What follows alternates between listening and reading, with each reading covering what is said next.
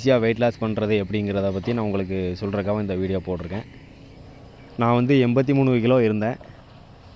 இப்போ வந்து நான் 66 கிலோ இருக்கேன். நீங்களும் இதே மாதிரி ஈஸியாக வெயிட் லாஸ் பண்ணலாம். அது எப்படிங்கிறத நான் உங்களுக்கு லைனாக சொல்கிறேன். நான் வெயிட் லாஸ் பண்ணும்போது டாக்டருடைய ஆலோசனைப்படியும் நியூட்ரிஷன் ஆலோசனைப்படியும் தான் வெயிட் லாஸ் பண்ணியிருக்கிறேன். நீங்களும் அதே மாதிரி டாக்டர்கிட்டையும் நியூட்ரிஷன்ட்டையும் ஆலோசனை கேட்டுக்கோங்க.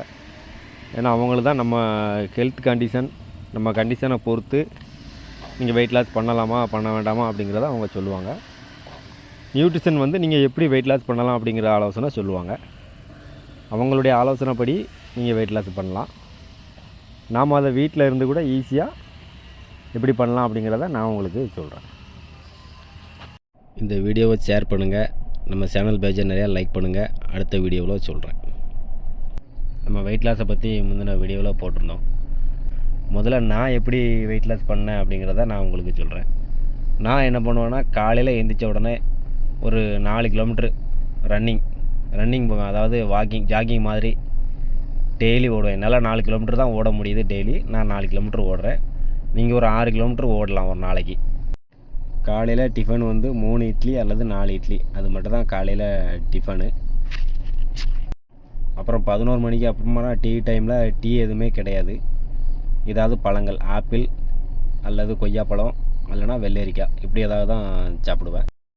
மத்தியானம் லஞ்ச் வந்து சாப்பாடு அளவாக வச்சு கூட்டு, பொரியல், காய்கறி ஐட்டம் நிறையா வச்சு சாப்பிடுவேன்.